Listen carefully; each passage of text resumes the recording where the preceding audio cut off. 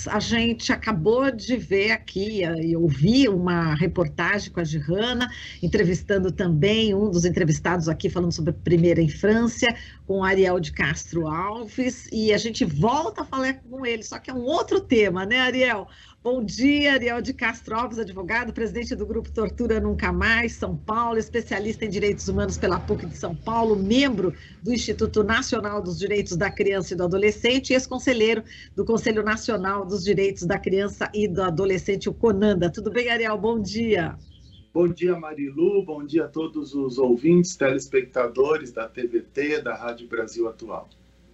Bom, Ariel, agora desta vez a gente vai falar sobre o número de crianças, né, e adolescentes que estão vivendo nas ruas de São Paulo, mas que dobrou em 15 anos, passou de 1.842 em 2007 para 3.759 meninos e meninas vivendo principalmente aí pela região central da capital. O censo foi realizado, divulgado pela Prefeitura de São Paulo. Agora, o que chama bastante atenção, acho que um primeiro ponto, né, que a gente pode abordar, Ariel, em relação a essas crianças e jovens, né, que chegam a 73% do total, que utilizam as ruas como forma de sobrevivência. É realmente alarmante o que está acontecendo, não é isso, Ariel? De fato, temos uma verdadeira tragédia social na capital paulista, e esse é um retrato de boa parte das capitais pelo país. Esse é um retrato principalmente das cidades de mais de 200 mil habitantes. O último censo, o último levantamento que foi feito sobre crianças e adolescentes nas ruas das cidades de todo o Brasil é de 2011. E até hoje, o governo federal, principalmente agora dos recentes governos Temer e Bolsonaro, nunca atualizaram nenhum levantamento, mostrando a falta de preocupação e o descaso com essas crianças e adolescentes que vivem nas ruas, expostas ao trabalho infantil, à exploração sexual, à exploração pelo tráfico de drogas, aos atos infracionais, aos acidentes, às doenças, expostas na integridade física, psicológica e na própria vida. Nós não podemos aceitar uma sociedade minimamente civilizada, não pode continuar convivendo com essa enorme quantidade de crianças e adolescentes abandonadas. E vemos um desmonte dos programas sociais, tanto no âmbito da Prefeitura de São Paulo, quanto do Estado, quanto do governo federal, cortes de recursos, quando, na verdade, precisaríamos de prioridade, realmente, com base na Constituição Federal e no Estatuto da Criança e do Adolescente, que completou 32 anos. Precisamos de uma requalificação, reestruturação dos serviços de acolhimento, dos abrigos, termos casas de acolhimento inicial, termos centros de referência da criança e do adolescente com atendimento multidisciplinar, com assistentes sociais, psicólogos, pedagogos, atendimento jurídico e residências terapêuticas para aquelas crianças e adolescentes que são usuárias dependentes de drogas e de álcool, junto com a saúde e assistência social.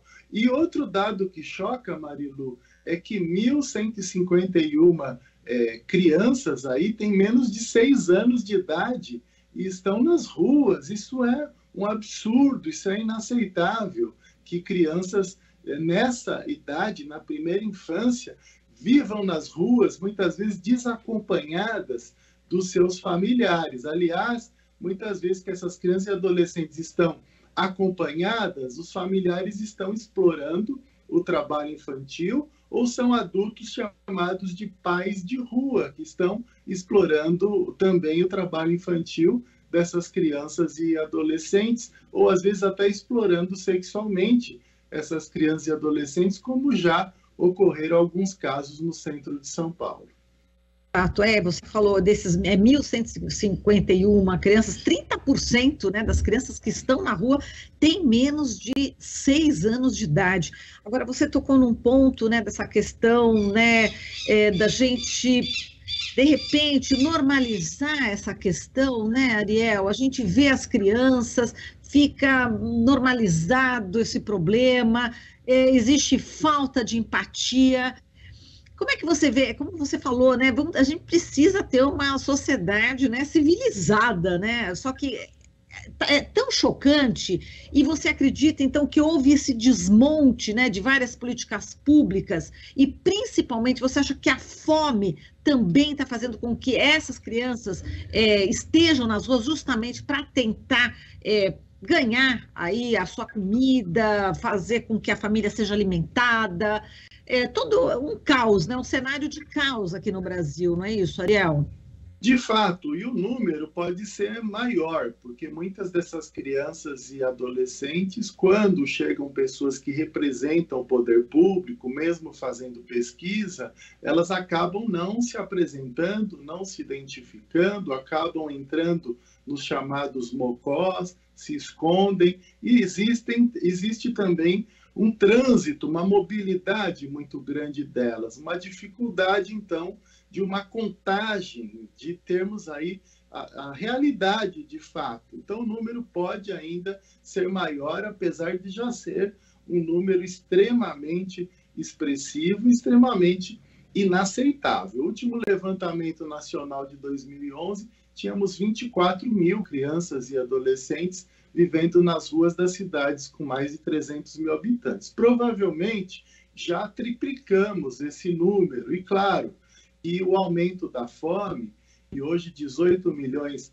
de crianças e adolescentes passam fome no Brasil, mais de 100 milhões de famílias estão em insegurança alimentar, e todo o descaso do governo com a área social, os cortes dos recursos públicos nessas áreas, tudo agravou a situação. E a educação também tem um papel fundamental. Aumentou muito a evasão escolar, inclusive durante a pandemia, com a suspensão das atividades escolares, falta de atuação do governo para enfrentar a evasão escolar. Isso acaba gerando mais crianças e adolescentes em situação de rua. O primeiro sinal de alerta de que uma criança ou adolescente vai entrar numa situação de risco ou está em situação de risco é a evasão escolar. E aí as escolas precisam atuar junto com a área social, junto com os conselhos tutelares, com as varas da infância e juventude, para evitar essa evasão escolar, para trazer as crianças e adolescentes de volta para a escola. O Poder Público de São Paulo também tem que qualificar, ampliar o serviço de abordagem, de educação social de crianças e adolescentes em situação de rua, para que elas retomem os vínculos familiares, retomem os vínculos escolares, e as famílias precisam ser incluídas em programas de geração de renda. Nós vimos que a Prefeitura também divulgou ontem o aumento da extrema pobreza e da miséria na cidade. Sempre que temos uma criança e adolescente em situação de risco, temos também uma família em situação de risco que tem que ser apoiada pelo poder público para sair daquela situação. Agora, a pesquisa está dizendo o seguinte aqui, Ariel, é claro que o número maior de crianças e adolescentes, né, se concentra exatamente na região central, na República, Sé, Santa Cecília, mas tem 5 distritos, né, que tiveram aumento, né, de crianças na rua, como Cidade Líder, São Mateus, Aricanduva, enfim, e outros. E agora, esse aumento de 11%, né, exatamente nesses locais, não tinham sido verificados na pesquisa de 2007, não apontava isso. Então, quer dizer, está se alastrando mesmo esse problema social gravíssimo que é a criança na rua. Exato, se concentram no Distrito da República, da Sé, de Santa Cecília, do Tatuapé e de Pinheiros, mas nós tivemos uma expansão nos extremos aí da Zona Leste, principalmente de São Paulo. E, de fato, é extremamente preocupante. Existe uma incapacidade do poder público em também descentralizar os seus programas e serviços sociais para essas regiões. Na verdade, hoje, em todos os polos comerciais da cidade, nós temos crianças e adolescentes em situação de rua. Temos muitas delas também nas cracolândias, e que daí a pesquisa teve mais dificuldade de identificação, porque eles não passam as idades, os pesquisadores têm dificuldade de entrar nesses fluxos dessas cracolândias pela cidade e que se disseminaram nos últimos anos em razão de todo o descaso do poder público. Então, de fato, nós precisamos aí de muitas ações, de muita requalificação dos serviços sociais para darmos conta dessa tragédia social, dessa realidade extremamente gritante e inaceitável.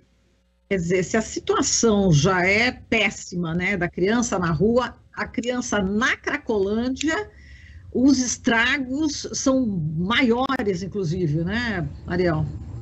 Exato, nós temos aí 73% de crianças e adolescentes que vão para as ruas para sobreviverem diante da fome, diante da miséria, da extrema pobreza dos seus familiares. E elas estão sujeitas à exploração do trabalho infantil e acabam sujeitas à exploração sexual, exploração no tráfico de drogas, acidentes, morte, doenças e várias outras situações. 70% das crianças e adolescentes são pardos e negros, então nós temos esse componente também da exclusão social, econômica, do racismo que está aí na nossa sociedade, estrutural. O racismo estrutural também gera essas consequências de crianças e adolescentes negras, pardas, na maioria aí das situações. E temos 60% do sexo masculino. É importante termos esses dados para que o poder público agora apresente o que vai fazer diante disso. Não adianta só a prefeitura apresentar esses dados, elas têm que agora apresentar qual o planejamento, qual o cronograma das ações a curto, médio e longo prazos. Nós temos projetos de lei também na Câmara dos Vereadores que tratam de uma política municipal de atendimento às crianças e adolescentes em situação de rua. Esperamos que ela seja aprovada o mais rápido possível, que geraria essa reestruturação, requalificação dos programas e serviços sociais voltados às crianças e adolescentes no município de São Paulo. E, Ariel, quais os prejuízos, né, para essas crianças que vivem nas ruas, na Cracolândia, enfim, elas precisam trabalhar, serem exploradas, essa é a realidade. Quais os prejuízos para essa criança durante a adolescência, durante a vida adulta? Sim, os prejuízos são terríveis, as sequelas, os traumas, a dificuldade de ressocialização, de inclusão educacional delas. Então, de fato, nós precisamos de várias ações para enfrentar esse problema. No caso das Cracolândias, nós precisamos de equipes específicas, especializadas, tipo de consultórios de rua, também agentes tanto de saúde como da assistência social, que possam fazer uma abordagem qualificada, específica das crianças e adolescentes que estão envolvidas, que estão inseridas nos fluxos das Cracolândias. Nós precisamos de uma série de adaptações nos programas e serviços sociais para esses atendimentos.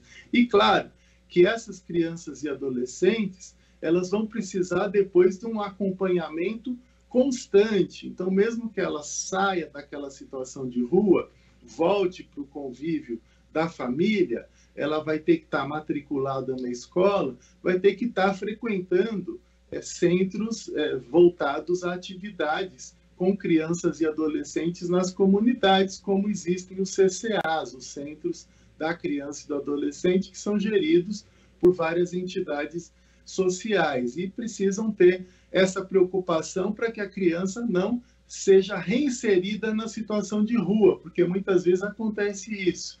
A criança retoma os vínculos familiares, retoma os vínculos com a escola, mas os programas sociais não dão a continuidade ao acompanhamento, ao atendimento, e também falta um trabalho, muitas vezes, de atendimento psicológico, de apoio, de amparo a essas crianças e adolescentes e os seus familiares. Elas acabam voltando a ter conflitos familiares, muitas vezes também casos de violência doméstica faz com que elas acabam voltando para as ruas. Então, os programas e serviços precisam estar bem preparados para essas situações. E combater a exploração do trabalho infantil, mas incluindo essas famílias em programas de auxílio, em programas sociais que evitem que essas crianças e adolescentes estejam em situações tão graves de risco às suas integridades e às suas vidas.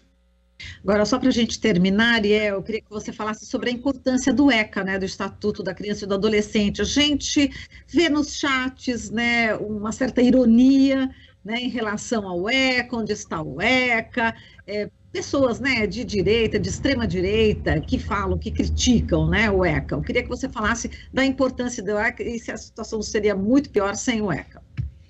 Sim, nós temos todos esses problemas, mesmo com uma legislação extremamente avançada, reconhecida mundialmente, e que, de fato, gerou mudanças positivas. Nós temos ampliação da inclusão escolar de crianças e adolescentes no ensino fundamental, no ensino médio, ampliação das vagas, abertura de escolas, também inclusive no ensino infantil, de creches. Então, esse atendimento ele se ampliou a partir de previsões da Constituição Federal e do Estatuto da Criança e do Adolescente. A mortalidade infantil caiu também de forma abrupta desde a criação do Estatuto da Criança e do Adolescente. Eram 60 mortes para cada 1.000 crianças que nasciam, hoje são 13 mortes para cada grupo de 1.000 crianças que nascem. Mas o negacionismo, agora com as pessoas não aceitando vacinação, porque o presidente prega contra as vacinações infantis, houve uma queda muito grande da cobertura vacinal de crianças e adolescentes. Isso vai gerar aumento da mortalidade infantil. Além das condições de saneamento básico, além da fome e da miséria, tudo isso vai gerar um aumento da mortalidade infantil. Nós estamos num momento de muitos retrocessos. O governo federal cortou em 95% o orçamento do enfrentamento ao trabalho infantil, cortou em 30% o orçamento na parte de assistência a crianças e adolescentes. Então, de fato, nós temos que enfrentar esses desmontes nas políticas públicas voltadas à infância e à juventude e cobrar verdadeira prioridade absoluta aos direitos de crianças e adolescentes e a proteção integral. O que acontece no Brasil é que as crianças e adolescentes, apesar da legislação que prevê a proteção integral, estão extremamente desprotegidas. 20 crianças e adolescentes são assassinadas todos os dias. Nós temos aí 107 meninas vítimas de violência sexual também todos os dias no Brasil. Então, nós não podemos continuar convivendo, aceitando essas situações gravíssimas. Ariel, a gente agradece aqui a sua participação, muitíssimo obrigada, um forte abraço e até uma próxima. Obrigado a você e a todos os telespectadores da TVT. Abraço. A gente agradece, um abração. Falamos aqui com a Ariel de Castro Alves, advogado, presidente do Grupo Tortura Nunca Mais São Paulo, especialista em direitos humanos pela PUC de São Paulo, membro do Instituto Nacional dos Direitos da Criança e do Adolescente e ex-conselheiro do CONANDA.